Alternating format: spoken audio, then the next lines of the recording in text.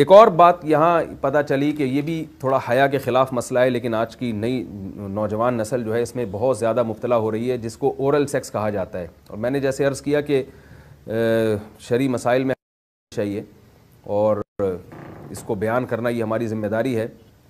تو یہ چیز بھی انگریزی فلموں سے اور فحش فلموں سے ہماری نئی نسل میں بہت تیزی سے سرایت کر رہی ہے، اور لوگ اس بارے میں علماء سے بہت زیادہ مسائل پوچھتے ہیں، خواتین بھی پوچھتی ہیں جو اس میں مبتلا ہیں.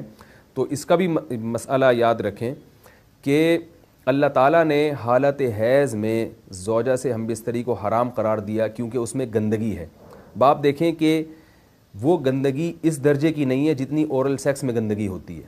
اگر اس میں ڈسچارج ہو جائے بندہ، انسان جو ہم بستری کرنے والا ہے زوجہ سے، وہ منہ میں ڈسچارج ہو جائے تو آپ سوچیں کہ اللہ تعالیٰ شرمگاہ کو گندگی سے بچا رہے ہیں، جس کی وجہ سے حیض کی حالت میں ہم بستری کو حرام قرار دیا. تو منہ جس سے انسان کھانا کھاتا ہے، جس سے کلمہ پڑھتا ہے، اور جو انسان کے جسم میں سب سے اشرف عضو ہے، سب سے زیادہ معزز اور مکرم عضو ہے، اس میں ایسی گندگی کو ڈالنا کہاں سے جائز ہو سکتا ہے، کہاں سے حلال ہو سکتا ہے؟ تو آج بعض متجدد قسم کے لوگ جو ہے نا اس کو حلال قرار دے رہے ہیں، تو یہ بالکل غلط ہے. تو یہ بات خوب ذہن میں رکھیں کہ اورل سیکس کے ذریعے اپنی خواہش کو پورا کرنا اس طور پر کہ ڈسچارج ہو جائے انسان عورت کے منہ میں، بیوی کے منہ میں، یہ بالکل حرام ہے، بالکل ناجائز ہے. کیونکہ منی ایک غلیظ اور ناپاک اور گندگی ہے اور ناپاک اور نجس چیز ہے.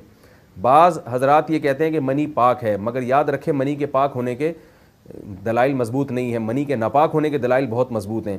سب سے پہلی دلیل قرآن مجید میں آتا ہے الم نخلقکم من ماء مہین، ہم نے تمہیں غلیظ اور پلید پانی سے پیدا کیا، ذلیل پانی سے پیدا کیا ہے. تو اس میں بھی اشارہ ہے کہ منی ناپاک چیز ہے.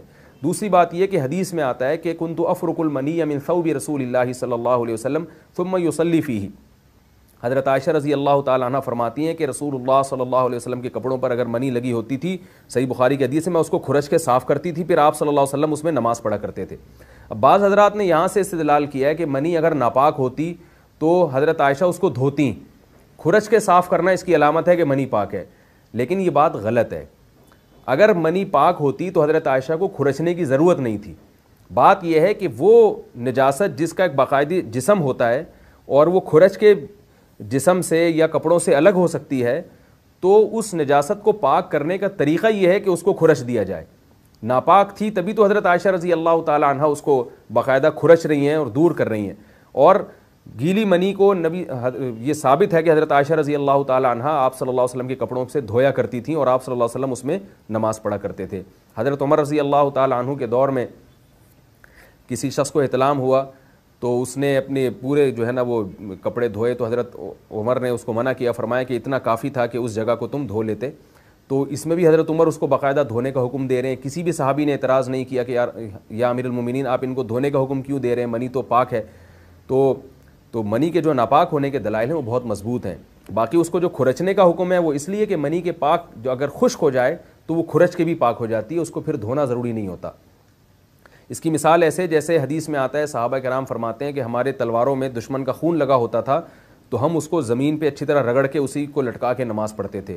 تو دیکھیں خون بھی ایسی چیز ہے کہ جو سوکھنے کے بعد اس کی ایک پاپڑی سی جم جاتی ہے.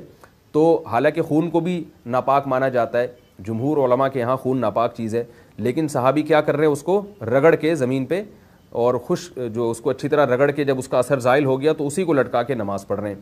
تو جیسے خون ناپاک ہونے کے باوجود رگڑنے سے پاک ہو جاتا ہے اگر کسی ایسی چیز پہ لگا ہو جو لوہے یا ایسی سخت چیز پہ، تو ایسے ہی منی اگر کپڑوں پہ لگی ہو، خشک ہو جائے تو اس کو اچھی طرح جب کھرچ دیا جائے تو وہ پاک ہو جاتی ہے. لیکن اس سے یہ ثابت نہیں ہوتا کہ منی